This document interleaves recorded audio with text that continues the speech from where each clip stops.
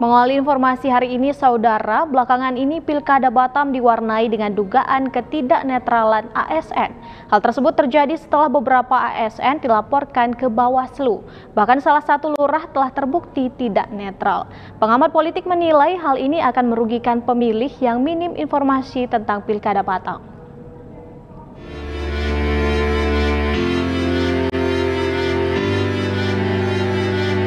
Pengamat politik dari Universitas Riau Kepulauan Linawati Lestari menyoroti fenomena laporan beberapa ASN di Kota Batam ke Bawaslu yang diduga tidak netral dalam Pilkada serentak 2024. Menurut Lina, ketidaknetralan ASN merupakan politik yang kurang mendidik bagi masyarakat.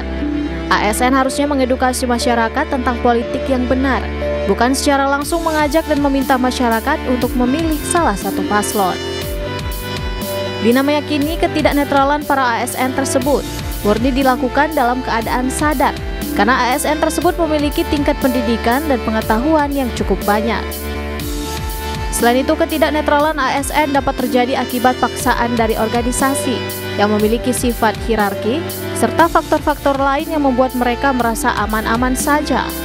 Pertama tentunya murni dari kesadaran, karena ini kita bicara ASN loh.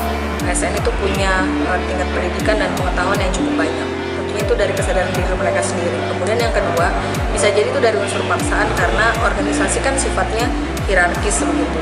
Nah, faktor lainnya adalah mereka merasa akan aman-aman saja, akan baik-baik saja.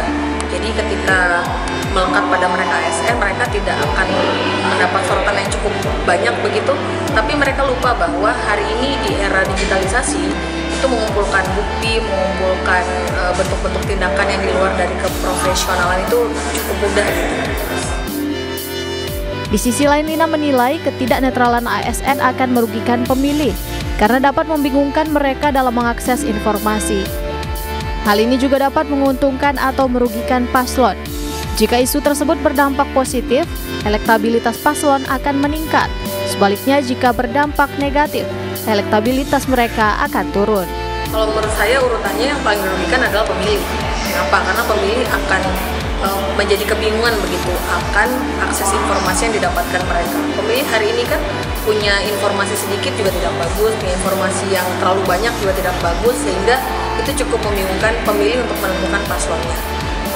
Yang kedua yang dirugikan tentunya paslon tadi. Kalau kemudian isu tadi berdampak positif, tentunya elektabilitasnya akan naik. Kalau berdampaknya negatif, elektabilitasnya akan turun.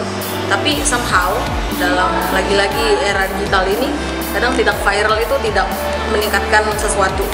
Nah, hal lainnya yang dirugikan ya tentunya ASN itu sendiri, karena melekat mereka sebagai ASN.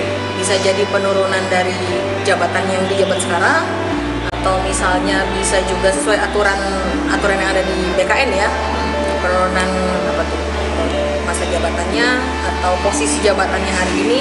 Terus kemudian yang agak sulit adalah sanksi sosial dari masyarakat.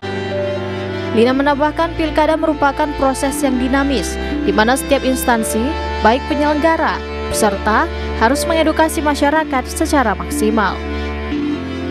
Demikian Bangun Shelendra melaporkan dari Batam.